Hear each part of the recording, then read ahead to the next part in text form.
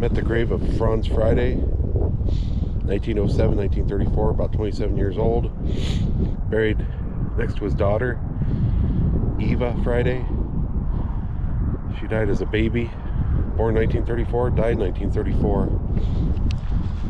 This was one of the teachers from the Pleasant Valley bus tragedy, or some people know it as the Towner bus tragedy.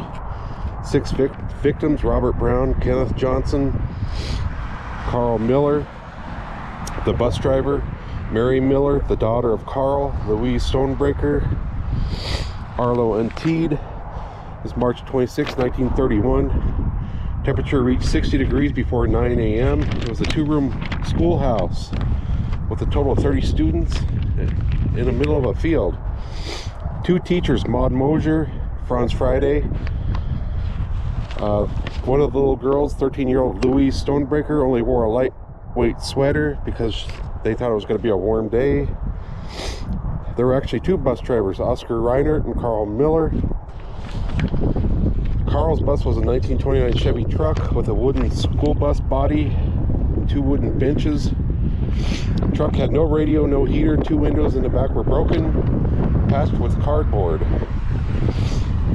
Kids in his bus were 7 to 14 years old. Carl's daughter was the youngest child. It seemed like a routine morning, but the other bus driver, Reinert, noticed there were clouds in the northern sky. It looked very ominous. He says the air was eerily still too.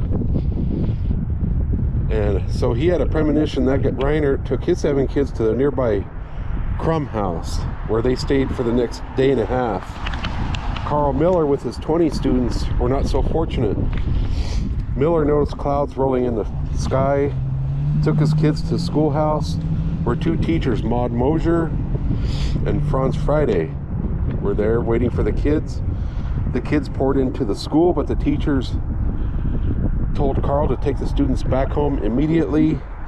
Miller protested and wanted to ride out the storm in the schoolhouse. It said the parents might come and get their kids at the schoolhouse, so let's stay at the schoolhouse. The teacher says the school wasn't equipped with enough food, water, or heat to keep the children safe. That was the argument of the teachers. And the teachers, by the way, stayed at the schoolhouse because they thought that other school bus driver, Reinert, was still coming along, but he wasn't. He was safe at the house. Around 9 a.m., Miller loaded the kids and drove away from the school, but now the blizzard had started, reducing visibility to nothing. 30 minutes later, Miller was lost, disoriented from the zero visibility of the blizzard. It's such a cold day today. The bus got stuck in a ditch, and what's very unfortunate is the Unteed house was just a half a mile away of that bus getting stuck. He kept circling around until finally he got stuck in a ditch. Many of the kids were brothers and sisters. They all got hypothermia. They all started removing their hats and what coats that they did have, because when your body goes into hypothermia, you seem to think that you're getting hot. And that's a very strange phenomenon. The children huddled together for hours. The next morning, Carl Miller decided to leave and seek help. Carl Miller, the bus driver, through the storm, but the storm was still raging. He left the bus to get help, but was not seen alive again.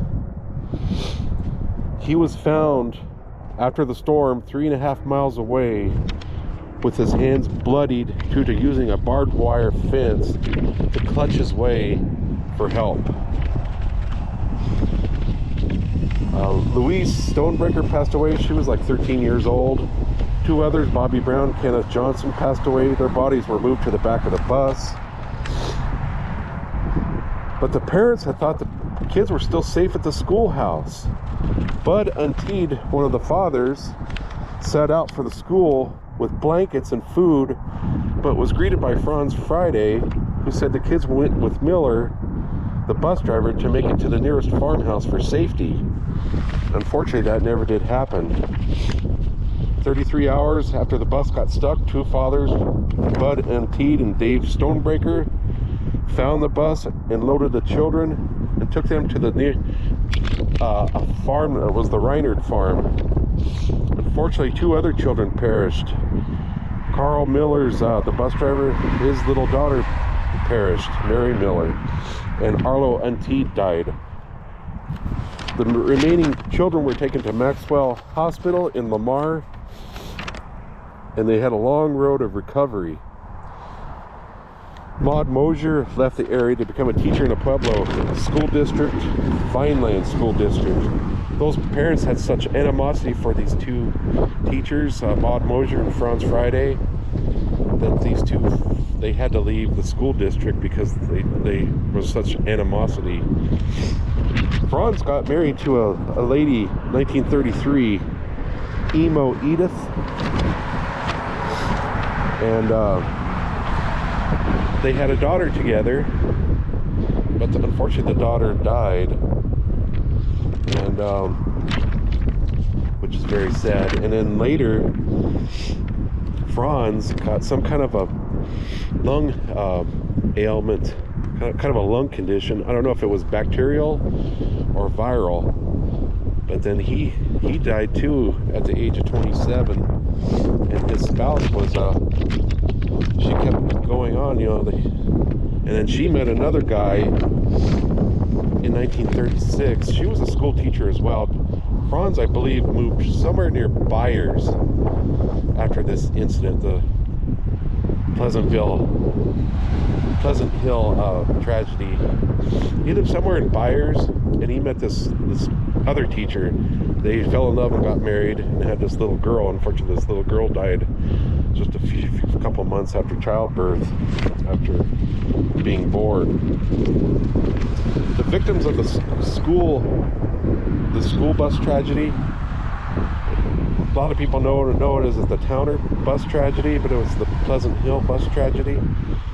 A lot of these victims, all these victims, are buried at the Holly Cemetery in Holly, Colorado. Very southeast Colorado. The tragedy did help reform in school buses, though. After this incident, school buses had to have a two-way radio, and also schools had to have a telephone line. And so his widow later married James Sherrill, who actually died in 1966, and he was only 56 years old. So this poor lady, she had two husbands. One died at the age of 27, the other died at the age of 56. She died in 1985. She had a son, James, which would be Eva's half-brother. He lived from 1936 to 2018, 81 years old. But yeah, and she's buried over in Littleton at the, what is that cemetery called? Chapel Hill Memorial. So it was just a tragedy. It was 1931. Just one of these Colorado storms that come out of the north and just catch you by surprise with a blizzard. The day starts out really nice and warm, and all of a sudden a blizzard comes and just catches you by surprise. Six victims, 5 kids and one adult bus driver. He was in his 30s, Carl Miller, and unfortunately his little daughter was on that bus as well, and she died. I believe she was 7. But they're all buried in the Holly Cemetery. But this is the Elmwood Cemetery here in Brighton. I'm not sure why he's buried here in Brighton, but his parents are actually buried in, I believe, California, somewhere Los Angeles. Yeah. So, the Towner bus tragedy, another tragic history of Colorado. March 26, 1931. And it's a cold day here. I tell you, that wind is cold. This is the Elmwood Cemetery. It's a fairly large cemetery. It's really pretty in the summertime. This is Brighton over here. If you go down that way, that's Arby's is over there. There used to be an old Kmart over there too. I remember my parents and I would, on the way home from Denver sometimes to Fort Morgan, we lived in Fort Morgan, we would drop by that Kmart over here in Brighton. Oh, look at this guy, has a picture here. John Hattel. Let's go see what this guy looks like. 1880 to 1935. Nice mustache.